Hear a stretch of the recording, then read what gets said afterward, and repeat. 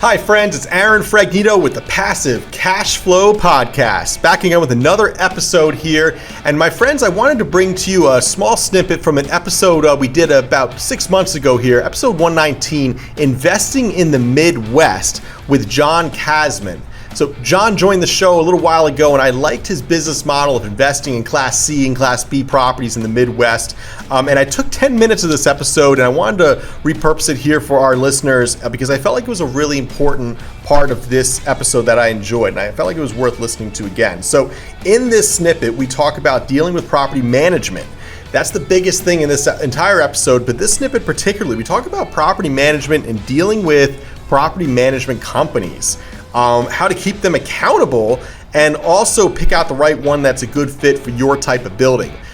We also talk about knowing your property management company's limitations, right? A lot of time we'll hire service providers and they'll ask, can you do this? And always get an astounding, yes, I can do that. Yes, I can do that. But actually, your service providers have limitations. And it's really our job to know what those limitations are, especially when it comes to property management. So that's something we cover in this snippet here. We also break into asking the right questions when you're managing your management company or hiring the right management company. So this episode and this snippet in particular really focuses on hiring the right management company, managing them to a T, but also knowing how to find the right fit for your type of property, right? Don't hire a Class A management company for a Class C property.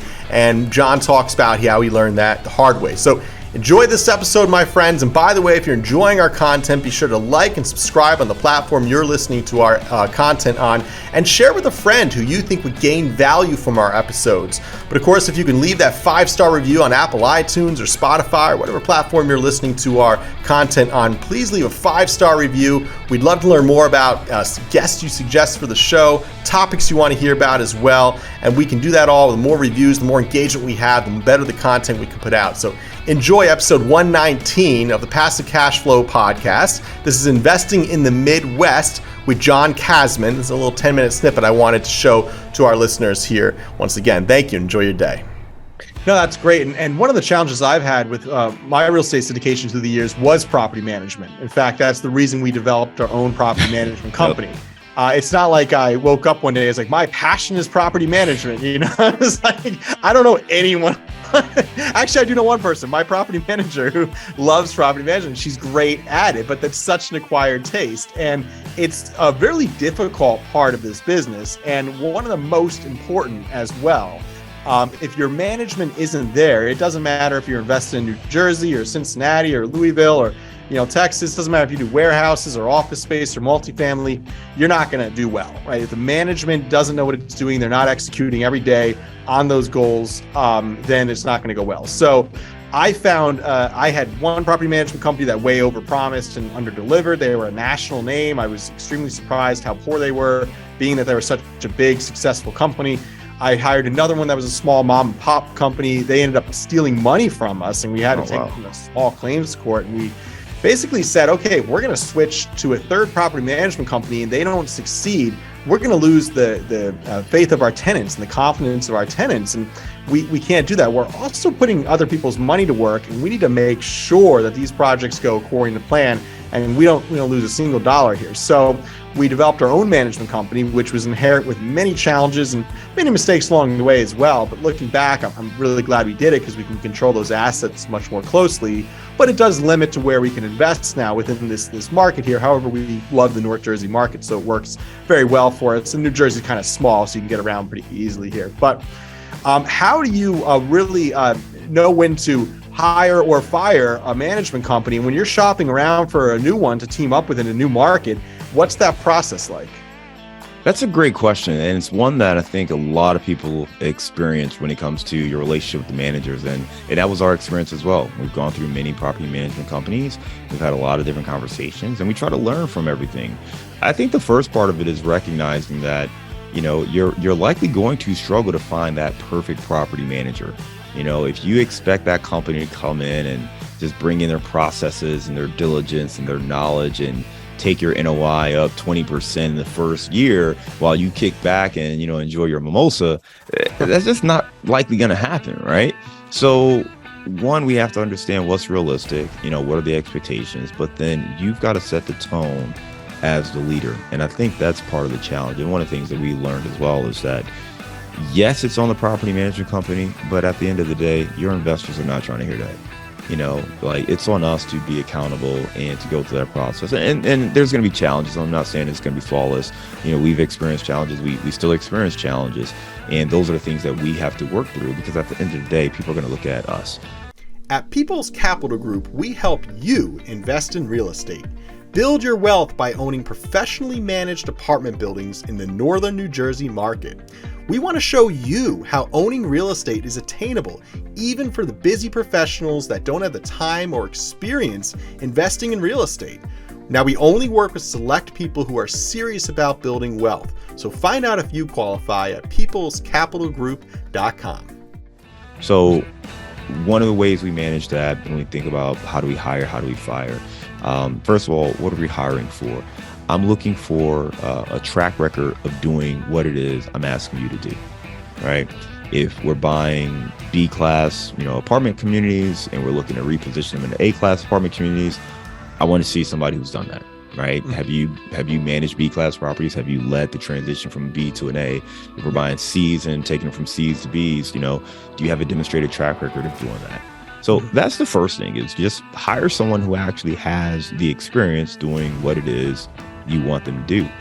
One of the very first mistakes I ever made, or with the first property management company I hired, I got, it was an 8-unit property in Chicago, and I got a bunch of referrals, and there was a guy I wanted to work with, and he said, well, I don't do that part of the city, but I know someone who does, and they're great. You should talk to them. Great conversation with them. We had maybe 2 or 3 conversations, loved them, hired them, and they were okay. I'm giving them credit. I'm being very nice saying they were okay. Yeah. It wasn't their fault, though. The reality is that I hired them for something that they don't do well. I had a C-class property. It was a straight C-class property, right? That's what it was. It was a C-class property that was nice, it had potential, but it was still going to be a C-class property. They were more of a B plus, A type property management company. Right. So they knew how to do nice stuff with very little tenant interaction, outside of like a couple repairs here and there. Collections really wasn't their thing. The little things like picking up trash on the property. This was an 8-unit. They didn't come out to the property. They stayed behind their computer. There was no reason for them to come out. If they came to the property, they charged me for it. And I didn't even know to ask these questions starting out, right? I just was looking at my account. I'm like, yo, where's the rest of my money at? Oh, we had to charge you for this and charge you for that and charge you for this. I'm like, wait, what? So in my mind, that's not property management, right? You charge me every time you have to get up and walk away from your computer to do something at the property. So I didn't ask the right questions, right? So yes, they can do all the stuff, and they're always going to tell you they can do it. And I think you said this earlier when we recorded having you on, and or maybe you just said, I don't know, but you were saying sometimes you have to stop contractors because they always think they can do more. And it's the same thing. Like, I've never met a property management company, or most vendors, who you ask them, hey, can you do this? Usually the answer is going to be yes. They might give you a caveat. They might say, yeah, we haven't done it in a while, or it's not our expertise. Right. Yeah, Are you going to pay me to do it? Yeah, I can do it. If you're going to pay me to do it, I can do it. I'll figure it out. So that's always the answer, right? So I learned, like, you can't ask leading questions like that. Like, you just have to ask them flat out, which properties do you have that are like this? Do you manage properties like this now? Those are the people I want to talk to, right? Yeah. Those are the people on the screen. Those are the references I want. I don't want the guy who, lives in one of the nicest areas of the city. So, his properties are super easy to manage. He's a great reference, right? Because, like, oh, yeah, they're great. Get my money every month. And blah, blah, blah. Of course. Meanwhile, I had a resident who couldn't pay her rent because she had ghosts living in her unit, right? You want to know how to vet your property management company? Ask them that. Hey, Class D property, John. I don't know. The property was nice. And it's the one unit I didn't see. And the previous owner told me, he said, I'm gonna tell you what, everything you see is what you see, but that unit right there, hey man, you're gonna have your hands full with her. And I'm like, oh yeah, we'll figure it out. Oh my goodness, this woman said she had ghosts living in her unit, and that's why she couldn't pay rent. And I was like, you and them damn ghosts gonna pay your rent. But I tell you what, for the ghost. Now it's double. You're not supposed to have them ghosts. They're not on the lease. Yeah, they're not on the lease. Rent's going up. But yeah, I think the key is you really just have to find people who are doing the job you want them to do. And when it comes to firing them, the sooner you recognize it's not working, And I would say you got to start with yourself. Maybe you didn't, like, just like a manager, right? Did you give them clear direction, feedback, expectations? Do they know what they're supposed to be doing, right? Because maybe they don't. Maybe there's miscommunication. Sure. Maybe they think you don't care about this, or maybe they haven't done something because they know you're tight on your budget and they don't want to spend money.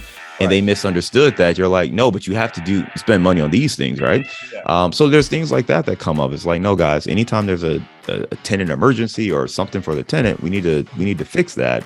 But I don't want you to run around and just, fixing everything in the property just because, it was not up to your liking, right? So there's little things like that can become big things if you're not sitting down and talking through it.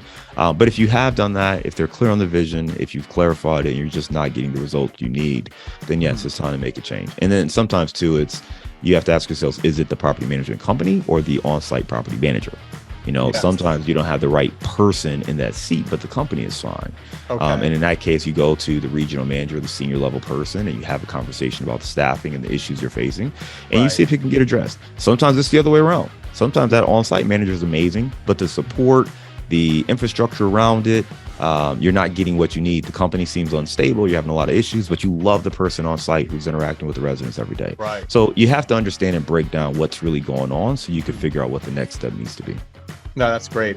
And how often are you in communication with these property managers? Weekly.